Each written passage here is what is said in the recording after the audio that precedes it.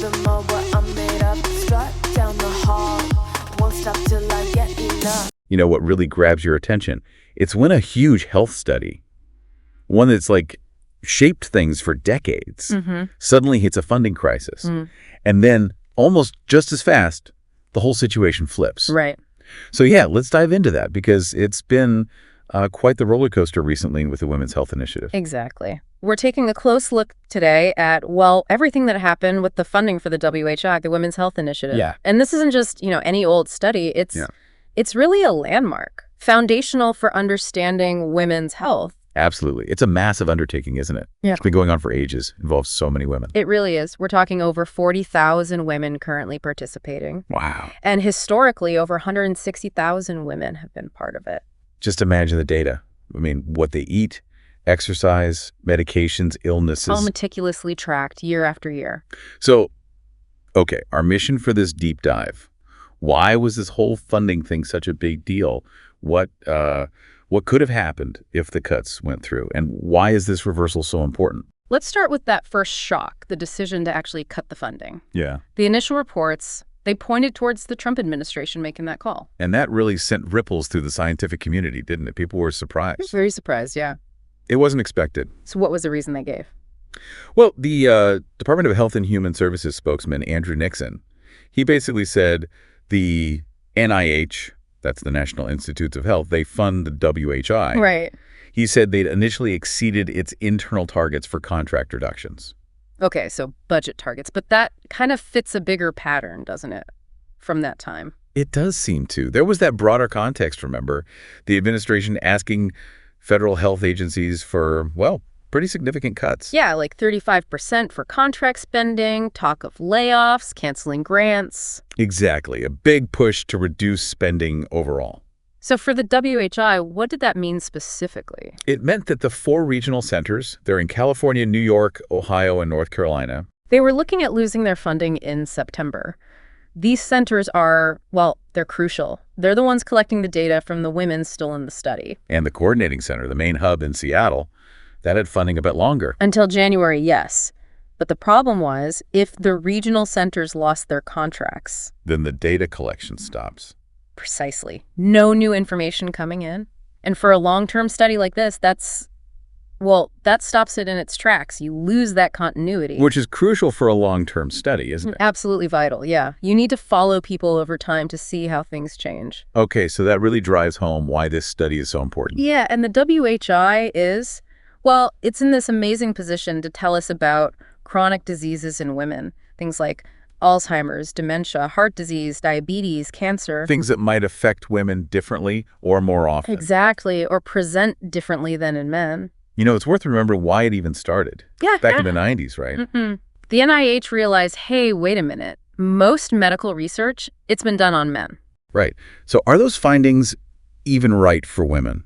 Yeah. And what about questions only relevant to women's health? Big questions left unanswered. So the WHI was created specifically to fill that gap. And the scale is just incredible. It is. Over 160,000 women, more than 40 research centers nationwide. It's a huge, rich data set. And it's led to real discoveries, hasn't it? Maybe you could give us an example, like a really key finding. Oh, absolutely. I mean, one huge one was about hormone replacement therapy, HRT. Ah, yes, for menopause. Right. For years, the standard thinking was, taking hormones when menopause starts protects your heart. That was the belief, yeah. The WHI showed, nope, that's not the case. Really? A complete reversal? A complete reversal of that specific belief about heart protection.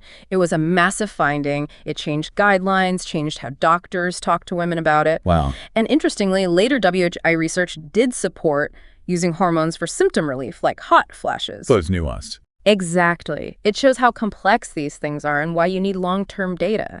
It wasn't just a small tweak. It fundamentally shifted clinical practice. Okay, so that makes the threat to its funding seem even more serious. Definitely. But thankfully, the story didn't end there. There was a reversal. Yes. Just as suddenly, really, HHS changed course, announced funding would be restored. And this turnaround happened fast, didn't it? Like right after the news broke. Yeah, reports said it was just a day after NPR ran the story about the planned cut. So a quick reaction. Yeah. And the researchers involved must have been, relieved. Immensely relieved. You saw quotes from the leaders. Dr. Jean Wachtowski-Wendt from the University at Buffalo Center, she said she was thrilled. I bet. She talked about the enormous opportunity to keep learning about aging women's health, cardiovascular disease, cognition, frailty, resilience, all that stuff. And Dr. Joanne Manson at Harvard. She called it absolutely wonderful news, Yeah. highlighted how it helps advance health for women and really all older adults. She was excited the life-saving discoveries can continue. Life-saving discoveries. Yeah. Really puts it in perspective. And Marion Newhouser from Fred Hutch, who chairs the steering committee, she said they'd be thrilled if the news were true, hoping the research could go on. So even with the announcement, maybe still a little bit of waiting for the official ink to dry? Possibly. At that exact moment, the reports came out, but the message was clear. Relief and hope. It's just, it underlines how critical this work is seen by the people doing it. Absolutely. And it did seem a bit strange, didn't it? The initial cut, I mean. Given the administration said fighting chronic diseases was a priority. That was a point people raised, yes. Why cut a study that gives such unique insight into those very diseases? Maybe it was just wires crossed. Yeah. Or not fully understanding the long-term value. It's hard to say exactly what happens behind the scenes in these decisions. Sometimes things seem inconsistent. Yeah. But the reversal does suggest ultimately a recognition that these long-term studies, like WHI, are fundamentally important.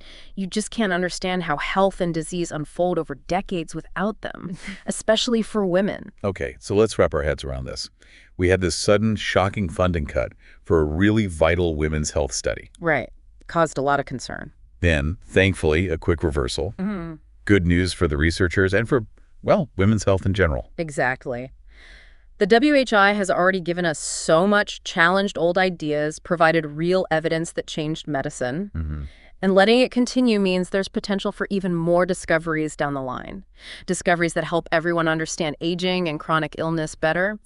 This whole thing was a bit of a wake-up call, maybe, about how fragile funding can be, even for really important work. It really was. Which, it kind of makes you wonder, what other crucial long-term health studies are out there right now doing essential work quietly? That's a great question.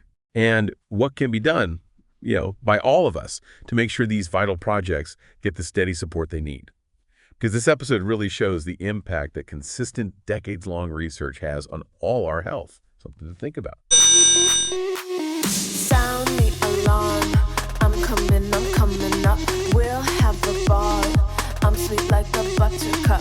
You're Bobby doll. Show them all what I'm made